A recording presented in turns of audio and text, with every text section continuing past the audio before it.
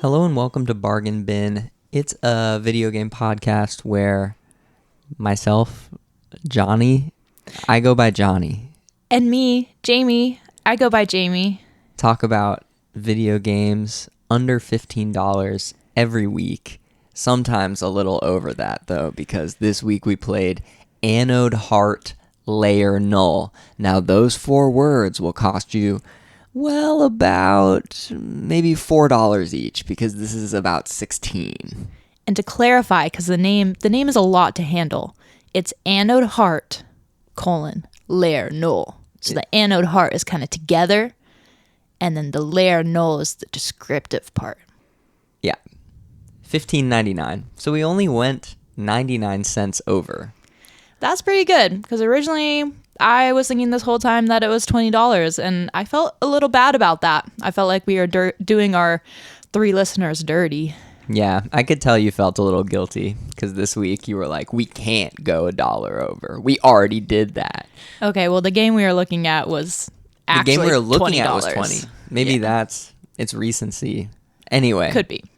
Anywho, Anode Heart Layer Null, essentially it is a Pokémon card battler game. So it's kind of like if you were to take the old school charm of like a Pokemon Gen 1, Gen 2, any of the Game Boy Advance or Game Boy Pokemons, and instead of choosing, a Pokeball and playing in these, turn-based battles and building up your team that way, in this game, you are kind of fighting different gym leaders and uncovering a shadowy plot by kind of a Team Rocket adjacent organization.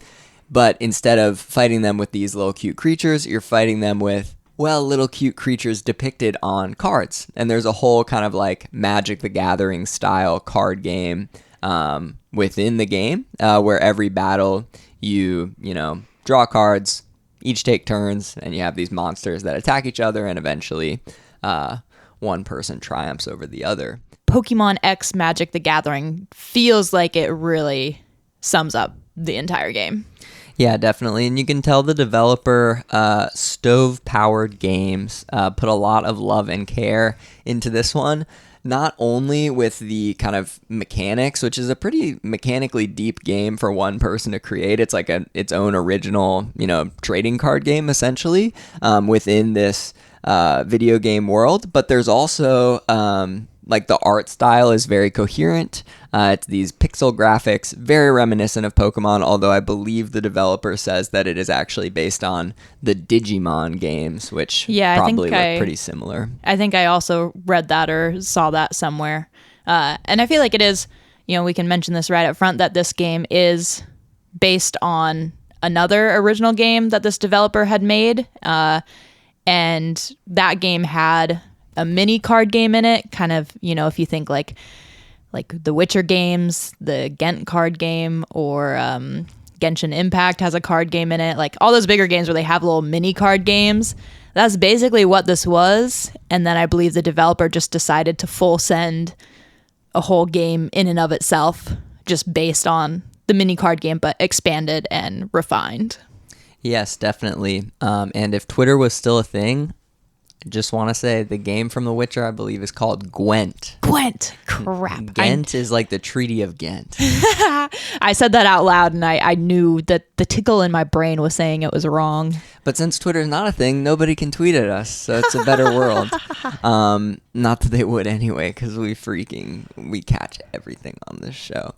Anyway, Jamie, that other game that was first made by the developer is called Anode Heart. If you want to look at that, it looks like plenty awesome, but we didn't play it. So let's move on to the game we played. Oh, go ahead. I am curious to play it or try it. I haven't even looked at it yet. And I'm sure, we'll dive into all this stuff, but because I feel like I'm not as drawn to the card games and things. Like, I feel like I know some people who they get obsessed with the mini card games, and it's like they end up playing that more than the actual game itself. And I've never been that way. So I do think, as we dive into this game, it wasn't as much my cup of tea, but it does make me curious then if the original Anode Heart game would be more my style.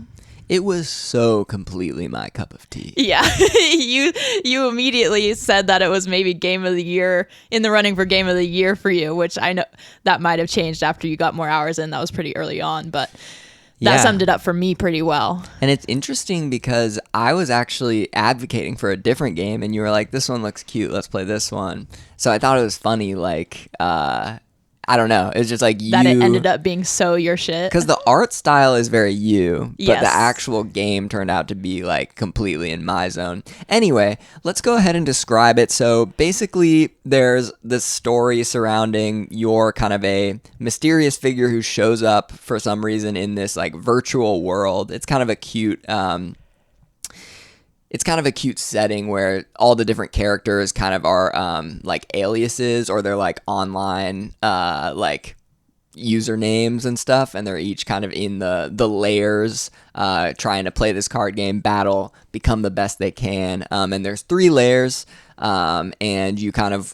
Each layer has like 3 gym areas, for lack of a better term. So there's like a bug area, like a forest area with plants. There's a winter. There's all kinds of areas, and at each one you'll fight a like area specific boss. You'll fight a player that has like cheats attached, so they have like different rules in their game, and you'll fight a basically Pokemon that you can get that will kind of help your decks do specific things. So like for instance, they're called DNA. One DNA that you get will allow you to get a shard, which is like a good bonus point that you can spend on additional cards every time you play like a neutral Tama. So that's what the Pokemon are called. Yeah. Sorry, so we can say Tama. In my head I've been saying Tama. I think Tama because it's like you're taming the little Pokemon creatures. Oh, yeah. That's kind of a cute way to think of it. But yeah, I don't know. We should have Stove-Powered Games, who I believe is just a single person who's very attentive to like their fan community. I didn't really research into that, but I was reading one review that was raving about it being like a single dev who seemed, very responsive in early access to all of the notes. Which, I mean, like, if you look at it, I think there are about 600 or maybe over 600 cards in the game. And related to the different layers and sort of gym bosses, there are different types of cards. And that's where I kind of like visualize it as Magic the Gathering-esque, where there's the different, I guess, like resource types. There are tons of different types, yeah. Yeah. I mean, in Magic, there's only, there's different kinds of mana, but there's honestly there's more card types in this than Magic. Yeah. And of course, they all have different styles of play and different synergies. So the deck building aspect, I feel like that, I mean, of it being a deck building game or a card battler, I feel like, I don't know, and you've played more of those, so maybe you have more to comment on this, but I feel like the draw to this game would be if you really love being able to put together a bunch of different decks that will all play pretty differently and have different strengths and synergies. I feel like this game like really offers that well. Yeah, and one thing that I really appreciated about the game was the difficulty spike is not dependent on like grinding. Like you can pretty much beat... I was beating most of the bosses at like the set difficulty level with like cards that I got way early on in the game, like putting them together. But certain like bosses and different difficulty spikes will require you to use different strategies. So like you could use a long strategy that like grinds out games and like grows your creatures, but that won't work against a deck that's like burning out your little Tama that you have to grow into big ones before you can grow them. And so then you have to think about, how do I play this strategy differently, or how do I build a different deck with the rest of my card pool to maybe fight this specific boss? And so it kind of like, it doesn't let you coast all the way through with one good deck. It does incentivize players to build those decks, which I think struck us differently. Like for me, I loved that because it was like making it more of a Metroid Brainia in that way, where it's like gating the different things based on like what you can put together yourself and like strategize. Yeah, I really like that way of thinking of it. Yeah, but that was probably my favorite thing about the game. Yeah, and I think like that's something that I can see and recognize that the developer did and really appreciate out of that. And then on the flip side, it's just like not something that I find a lot of passion in, which isn't to say that I wouldn't have wanted it that way. Like, I think it's really cool that it is that way. I just don't really have as much joy or patience to sit down and put together a bunch of different decks. I feel like it's like when I was doing it, it was fun. Kind of like how like playing board games is for us, you know, like once we're sitting down doing it, it can be really fun, but that barrier to like actually start it can feel a bit daunting because it just makes your brain work in a certain way. Totally. Yeah, I see that. I think it's like one of those games where, at least for me, it was easy to get engrossed in it. But sometimes, like when I hit one of those difficulty spikes and was forced to like make a new deck, I would sometimes have to like put it down because I was like, I've been playing for a while. I know I don't have my strategic wits about me. So I can definitely see that point. Yeah. And then we can talk about this later in more in depth too. You finished the game. I did not get very far. I didn't get past the first layer. But Analog town. Yeah, but they're different. There would be different towns. Yeah, that's the layers basically. So Analog Town is the first hub town. The second town is Technolopolis or something. Whoa. And the third town is Faria. I mean, yeah, so there is an aspect of that where like if you're kind of intrigued with more open world games, like, I mean, you telling me or me realizing that the different layers are going to be different, I'm kind of like, oh, like I want to see what those layers are. But also at the same time, something I found was that even though it is open world, like there isn't really much to discover. I wouldn't call it open world. It's pretty open world is like a genre. It's pretty on rails. Like you can only go to each area if you have the stars. Yeah, but it's not, it's not like Slay the Spire. You can roam around. Yeah, right. Yeah, for sure. Right. It's way more open world than like a roguelike deck builder like Slay the Spire, yeah, for sure. There's like a town and buildings and you walk around and there are people situated. I mean, yeah, Pokemon. Yeah. It's like Pokemon. Which, I mean, maybe in the same sense with Pokemon, like there really isn't. Well, actually, I don't know. I would argue that Pokemon is even more open world than this because you have to go out and catch the Pokemon. Right. Here, it's like just battling. Yeah, like you just get talk to the people from battling. Right. So you're not going out into the wild areas and training and grinding. It's like just you battle. Which is like, I'm curious again to look at the original game, which if it wasn't, like if the card game was a mini part of that, that's where I'm like, oh, well, maybe the original Anode Heart has more of that like discovery exploration piece that I felt like was missing out of this game. Because this game, might have intended to not focus on that as much to make the card game aspect more prevalent. But Jamie, you can fight a chicken. Yeah, I discovered that before you. I logged on one day and there was suddenly a chicken in the middle of a room and I was like, I don't remember this being here before, and I battled it.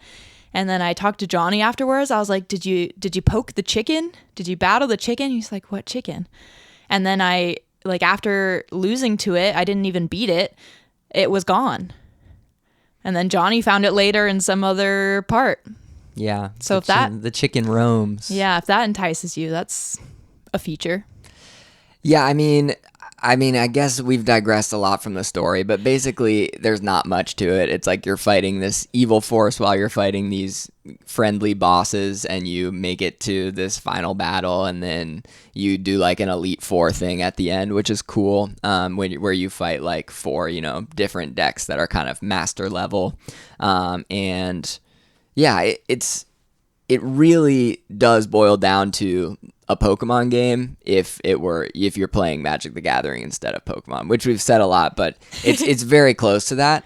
Some of the things about like the game itself that I appreciated that are different than Magic are there's this thing called the firewall, which is like it goes up, and so like during each player's turn they can attack the different Tama on each side. Do you want to just kind of like let's start from the beginning of like what a card battle looks like? That might Sure. So you each draw your hand, which I think is 7-ish cards. I actually did not pay attention. I think it might be closer to 5. Okay, could be 5. And in your hand, you have what are called tema, and you have app cards. And so tema, you can play, and they will go on the field, and they will be permanent until they're removed. And they have like HP and then BP. Yeah, 8 hit points and battle points. Yeah. And the battle points are what they hit the foes for. And so you have tema. There are different levels of tema, and there are different costs to play the tema. So there's like, this tema is free. This tema requires you to discard a card. This tema, costs 1 energy, and you get energy through app cards. Yeah, and the energies are what are related to the different like types. Like there's a native energy and a water energy and a fire energy. Totally. And so there's also different levels of tema. So to get a level 2 tema out on the field, you have to pay its cost and sacrifice a level 1 tema, which is kind of a Yu-Gi-Oh thing, which I appreciated. I think they consider it evolving. Like you evolve your tema. There you go. And cough, Pokemon. You can only evolve a tema of the same type. So you can't evolve a native tema with, a level 1 water tema. You have to evolve a native tema with a level 1. Native tema. This is maybe, sorry, a little digression here or side note. Did you ever create any decks with mixed types? No, I didn't. It didn't seem advantageous unless you had like the entire card pool, which I didn't get close to doing that. I never tried it, but I was always tempted. Did you come across, I'm sure I got it early, a card where it was like if you have 1 energy type or like 1 of every energy type, base energy type, then you like automatically win or something like that. Yeah, I did see that. Did you ever try using that? No. I was curious. I never ended up using it, but I did create like 1 combo deck. Interesting. There's a lot of decks at the end that make use of like neutral and fairy cards, and those have a lot of different colors in them. Okay. Interesting. That you fight against. So I see. There's definitely maybe it would make more shells sense for then. that. Yeah, there's definitely shells for that. Anyway, your tema go out on the field. They're permanent. And then your apps are used to augment the tema, whether it's to grow your own, kill another person's, upgrade your own. And then you go back and forth, and you can take 2 actions. So you can play a tema, play an app. Each one of those is an action, or play 2 tema or what have you. And then you pass the turn, and then your opponent gets to take 2 actions. And the cool part about it is there's a thing called a firewall, which goes up before the battle phase, but that only goes up once both players have passed the turn, like each in a row without taking an action. So like if Jamie's all out of cards, Jamie would pass the turn to me, and then if I wanted the firewall to go up, I would have a choice to make. I could either continue playing cards and give Jamie another turn, which wouldn't matter if Jamie was out of cards, but things like this will come up where like you can decide whether to give your opponent another turn or not. If I pass the turn, the firewall would go up, which basically means you can't interact with your opponent's tema at that point. Yeah, so there are a lot of cards that you can play that like just directly might damage another tema or impact them in some way. Yeah, and so when the firewall is up, you can't do that. Yeah, and when the firewall goes up, tema of the dominant type on your side of the field gain a stat bonus. So like their BP and HP will each go up by 1. Some tema, only their HP will go up, etc. I'm not actually sure how that was determined, but I feel like there might have been some cards that like have those bonuses attached to them, because I would see it I think sometimes in the shop when I was looking at cards, but then it wouldn't really display when you're playing them. That might be completely false. But I just remember I would see cards in the shop and there'd be, or somewhere, maybe in deck building, and there'd be like a little like bonus attached to it. Yeah, that's probably it, is they each have an inherent bonus, and then you can upgrade them with apps that give them more of a bonus each time the firewall goes up. But basically then it goes back and forth again. You can play cards. Sometimes you have to, or it's good strategy to wait until the firewall is up to play your tema because your opponent has a lot of interactivity. Yeah, like I think the fire type deck tends to have a lot of like, because another thing, this is very Magic-esque, like a lot of cards will have like a when you summon it, there's some effect, or when a card gets deleted, there's some effect. Yeah, and like the fire type has a lot of on summon, you do damage to your like cards your opponent has on the field. So that was an annoying deck to play against, and definitely one where it was more advantageous to wait until the firewall was up so that you'd be protected.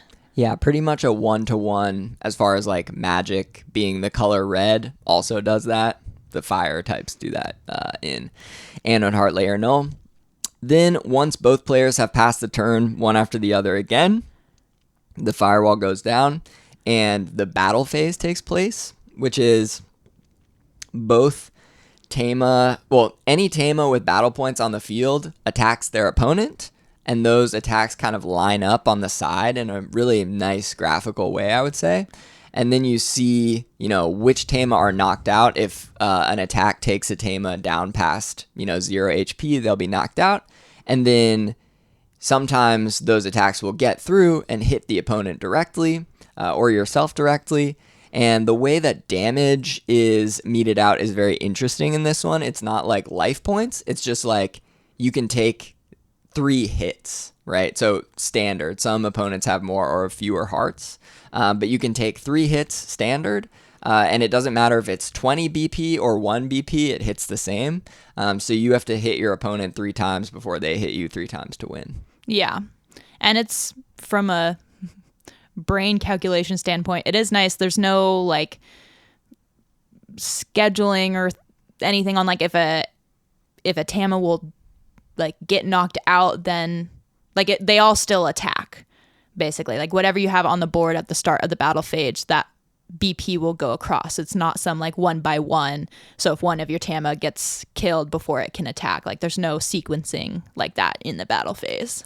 Yeah, and it's pretty interesting because unless they have a special ability where they stop damage with them dying, the Tama can just get like torn through by one attack. So even if you have the max number of Tama on your side of the field, if they all have 1 HP and an attack comes through for 10, it'll kill all your Tama and hit you, which can be kind of something to get used to. Yeah, because then there's the special ability that can prevent or like block that damage from spilling over, but it does naturally just spill over.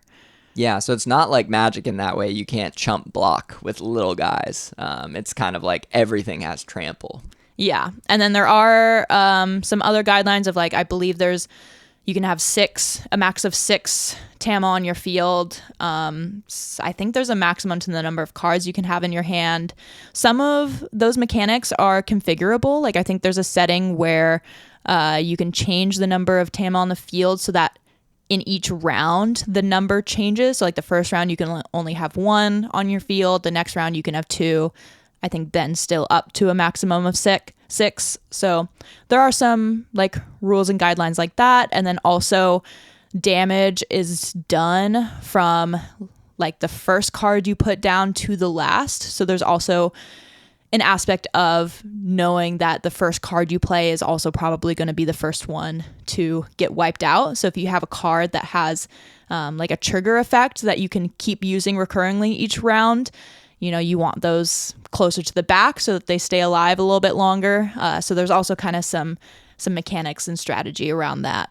Yeah, or if you have my favorite card, Pourin, you want it to die because when it dies, you draw a card. Right. Yeah. Yeah, so there's some strategy to stacking those Tama up like that, and that's pretty much the mechanics. Yeah, but as you can see, I mean, it took us a while to explain it all. So it is a very intricate and in-depth game. Like it's not just putting cards on a table and they activate immediately. Like there's lots of layers to it, lots of synergies, lots of mechanics. Yeah, it's nothing like Pokemon TCG Pocket, which did not scratch my itch for like a deck building game. This really does. It's like it is so far into the deck building realm, I would say, that it's almost inaccessible to people who don't like the genre, because it really, you gotta get pretty deep to like find synergies that work. And for me, that's a huge benefit, but I would say like if you're not into deck building or card games, or at least don't have a curiosity about it, it could be a tough hang. Yeah, and something I kept saying we should try and we forgot or didn't do is that there is like like an online mode where you can play against a friend. And I meant for us to try that before the pod, but it kind of slipped by the wayside. But so I think there would be an aspect to where, you know, if you're playing against another human, like maybe that would also introduce some other layers of complexity. But that's kind of another thing to dig into, is that like I felt like, I think we both talked about this briefly, about feeling like the balance of, or the AI of the opponents you're playing seems pretty good. And I think it defaults to like a level 3, but it can go up to a level 6 on like the difficulty of the opponents you're playing against. I didn't ever try a level 6. So I would be curious how that actually changes things, but there's a pretty wide spectrum to how difficult the opponents are supposed to be. Yeah, it's really cool. Hats off to Stove Power Games. I mean, it's just like the amount of effort that goes into something like this is incredible. Like designing the card game itself, designing each individual card with its little art, and then also like designing the whole like interactivity and like game world element of it. It's a huge undertaking. Yeah, the art is really cool. Like all the little Tama critters are super cute, and the different evolutions of them and whatnot. Before I could forget about it, one thing I did want to mention, that I haven't played too much Magic the Gathering, so this could be maybe not how it goes, but something I felt with this game was, and this goes into the like deck building aspect, especially for specific opponents, is that a lot of times I would just kind of like stubbornly play the same deck over and over again, even when I knew it wasn't really the most ideal deck against the opponent, until I just kind of got lucky and they drew bad and I drew well. And yeah, there is the aspect of like, you could have a really good deck and you just draw bad, and that's that. So there is, you know, a lot of losing, a lot of winning, a lot of bad draws, a lot of really OP draws, which I think, you know, just is the nature of a game and like card game designed like this, but is something to consider on if you like that aspect of card battlers or not. The thing that I think makes this way more accessible to kind of casual players is that you don't reset like when you lose. Like in a Slay the Spire, I think it can get frustrating in like the roguelike deck builders where you make it so far and then you just can't get over like a power hump, and it like sets you back to 0. And for a lot of people, myself included, like that's the fun, is like you kind of have to get into a flow and like find your strategy and really, you know, double down on that as you move through the floors. But in this, if you lose, you're just sent back to like the beginning of the battle. It's not a huge deal and you can retry. So it's very similar to Pokemon in that way. Yeah, and the card battles themselves don't take very long. Like there might be some that run a little longer, but I mean, what would you say is like the average and the max? Probably like 3 to 6 minutes. For just like an average range? Yeah. Okay. Did you feel like the games got longer as you progressed further Way into longer. the game? Okay, interesting. Like toward the end, it totally depends on what kind of deck you're running, right? If you're running like a fire deck, you'll probably win or lose within the first couple turns.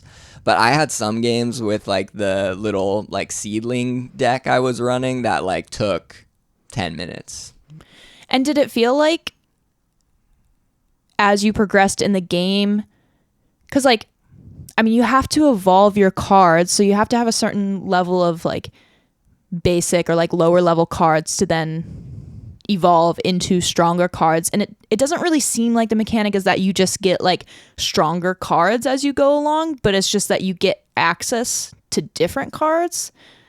Would you say that is how it felt, or how did it feel progressing into the later game? Like what made you feel more powerful, or like did you feel like you could build stronger decks? Yeah, you just get options to do more stuff, right? So it's like it only, I think, really tickles the brain of like a big card nerd, because you can be like, oh, well, I can make like a super, you know, I can make a control deck, or I can make, you know, an aggro deck, or I can make this and that. And your options just open up the more cards you get, and the more you win and progress through the story, the more cards you get. So like some different strategies open themselves up. My main deck was built using the cards I got in the first layer of the game, the one you were in, and I used that for most of the time, and that's like what ended up beating the Elite Four and stuff. So it's definitely doable to like main one deck, but it didn't work for every encounter. So building those other decks was nice. I also had a win deck I really enjoyed. I experimented with some neutral decks, which were interesting, but there are tons of different strategies. Yeah, and so that main deck that you ended up going with most of the time or at the end, was that mostly still filled out with cards you got pretty early on, or do you think there were like a select few cards that you got access to later in the game that like transformed that deck into something much more powerful? The way I like to build them is like all at once. So I would have just rebuilt it if I had other cards that I liked. So yeah, it was mostly the cards from the beginning. Okay, interesting. Yeah, because then that, speaks to me more, or like the game is less about getting more powerful as you go along, and instead more like you're just seeing a different variety of decks that you probably will have to also branch out and like come up with sort of custom deck solutions to, or just have to like think about how to play your cards from the deck you like most differently to account for like the different decks you're playing. Sure, and you could go more iterative. It just wasn't my approach. So Yeah. I'm sure I could have improved my deck by adding in certain cards, but I was like, if it ain't broke, don't fix it. Yeah. Or fix it by building other like decks of other colors that I'm interested in playing. Right. Hey, that's Anode Heart Layer Null. Jamie, do you have anything else to say before we give endorsements?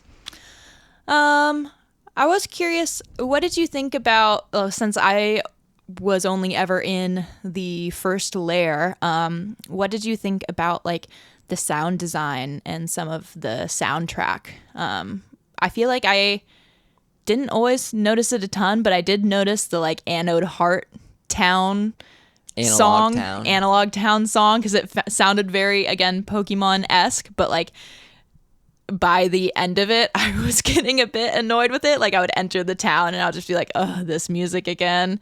So I was curious how it progressed through the different layers. Yeah, I think the soundtrack is great throughout, but it definitely is super repetitive, like both with the area soundtracks and the battle soundtrack is the same. Yeah. So I mean, think I noticed that when you were playing way late in the game. I was like, oh, the battle music is all totally the same. And I remember thinking like it would have been kind of cool if the battle music in the different layers changed a little bit. Yeah, I mean, you can definitely, it does change sometimes. Okay. To be clear, but I mean, you can see it's a small team or one person in like details like that. Right. It's going to be like really hard to get everything perfect. But I would say it definitely does get a little repetitive. I think to beat the game, I put in about 20 hours. So this is like the longest game we've done on here. Probably will be one of the longer ones we talk about. But so after that long, I agree with you, but I still enjoyed the music. It was just like, yeah, maybe listen to a podcast starting hour 15 plus. And that is probably an aspect that is important to highlight, is this is like a decently lengthed game. Oh, it's a full game. Yeah. Yeah. It's very full. It's full and full of wonders. Yeah. And then you mostly played it on the Steam Deck, and I would say I mostly played it on the PC. Yeah, works both ways. Just going on my experience, I loved how this showcased the touchscreen on the Steam Deck. I feel like I'm never using that, and when I am, I'm frustrated because it usually means that the game hasn't put in controller controls yet. So I'm like, I talked about this with Apothecary of True Biz, but I'm like clicking around and like trying to bring up the keyboard and it's a mess. But with this game, it's like you can move it around with the controller as if it were a Pokemon, and then when you get into the card battling mode, you can just like swipe your cards up into their spots as if it were an iPad. And I love that. It's pretty much the only game I think that has utilized both the controller layout of the Steam Deck and the touchscreen in a really useful way. I'm not sure if they were going for that, but it really worked for me. So I preferred it on the Steam Deck. Yeah, and I think then maybe the only other difference is if you were playing it just with a controller and not on the Steam Deck, that might get a little more annoying with having to like click, drag, and drop the cards onto the field a little bit. That would be super tedious. Yeah. I would not recommend that. Yeah. Well, I mean, it's funny that you liked the touchscreen aspect, and this is probably because I came from the PC side, is I found myself not really using the touchscreen that much because I wanted to like hover over the cards and like read them a little bit. So I would just end up using the like cursor with the controllers to like click and drag. But so I liked it on the PC. I would say like moving, like walking around with the little character was a little more annoying on the PC. Like I would like that better with a controller. But then doing the deck building and doing the card battling, I really liked on the PC because you could just like hover over all the different things super easily and like read their details and get more detail that way. So I thought it played super well on the PC, and that was my mode of preference. That sounds great. Are we ready to endorse or not endorse? I think so. For me, it's a huge endorsement. I would say like, if you're at all interested in deck building or card games, or honestly just like vintage style Pokemon, like give this a try. It was an absolute blast. And I was thrown a little bit for a loop because I think when I thought it was $20, I was like on the fence, maybe not gonna endorse it, but $15.99, I think I would also endorse it. And this is something that Jonny and I talked about last week on the pod as well. You know, like this just comes from also like recognizing and knowing our preferences in style of game. And like, I'm not much of a deck builder, card battler game person, but I still really enjoyed this game. But because of that, like I probably on my day-to-day wouldn't seek out to dish $16 for a game that is like pretty much all heavy duty deck building card battler. Like that is the core of its gameplay. But like I would still endorse it because I think it did it really well. And even not being that type of person in my game preference, I still really enjoyed it. And you could give it to me as a gift. Yeah, exactly. Family sharing. Family sharing. Never doubt the family sharing. Jamie, let's move on to some binnable moments. What else you been doing this week? What have I been doing this week? Maybe my biggest binnable moment is probably just having free time again. It's hard to think of what I did because I feel like I did so many things. Like I worked on painting a D&D dragon 3D printed mini that has been sitting on the kitchen table for months and months over the summer. I worked on foam prop axe for a cosplay I eventually want to have finished, and made some good progress on that. But maybe my proudest accomplishment was that I baked bread. You did. It was so good. You're a big bread baker, and it's something that I've never really tackled on my own before. And we got back from Portugal, and Portugal just had such good bread there, and I found myself craving it so much. And I kept just being like, I wish I could have some of that bread again. And then finally I was like, you know what? I have a whole Saturday ahead of me. I'm just going to make that bread for myself, make my dreams come true. And I did. I'm so proud of how it turned out. Yeah, it was like a Portuguese bread recipe, but really it was just like little mini baguettes. Yeah.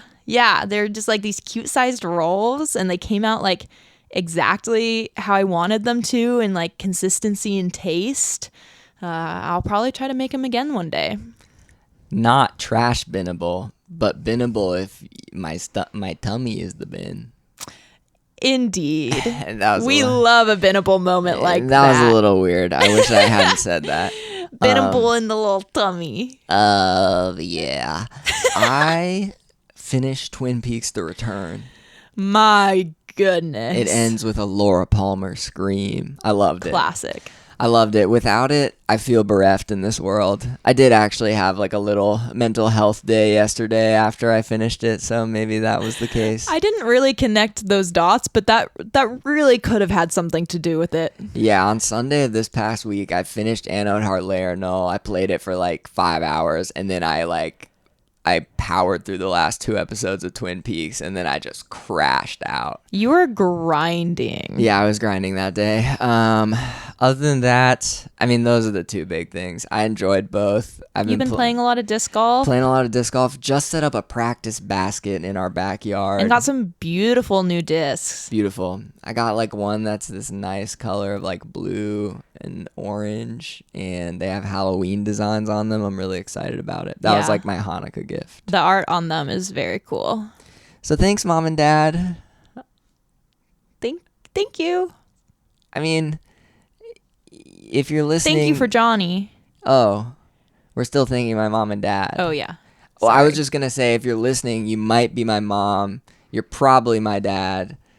Like, my dad probably makes up like a quarter of our listenership. So, yeah. Hi, Dad. And if you're not my dad, that's great, too. Thank you for listening. Thank you.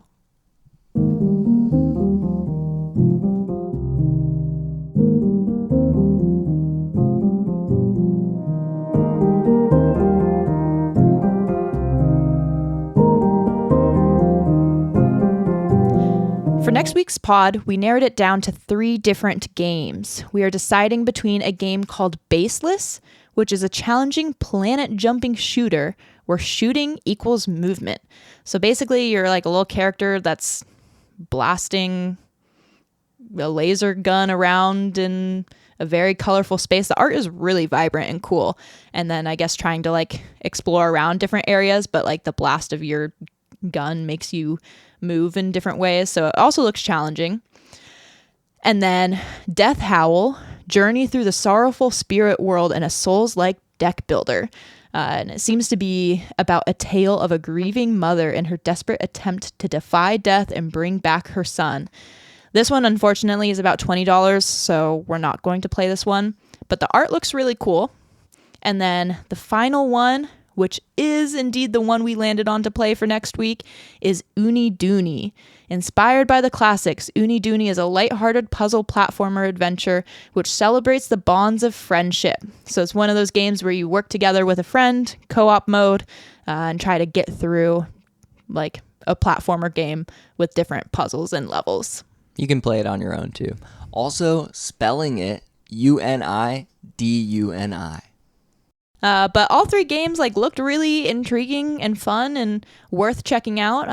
But we thought Uni Dooney would be something different, especially if we can try the co-op mode, since there are people out there who love co-op games. So if you're looking for games to play, those were 3 great new release options. And if you want to follow along with us, go ahead and get Uni Dooney.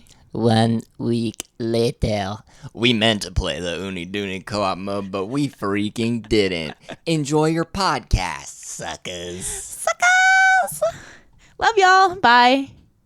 Soil Day Radio. For a community of weirdos built on words. Find out more at soildayradio.com.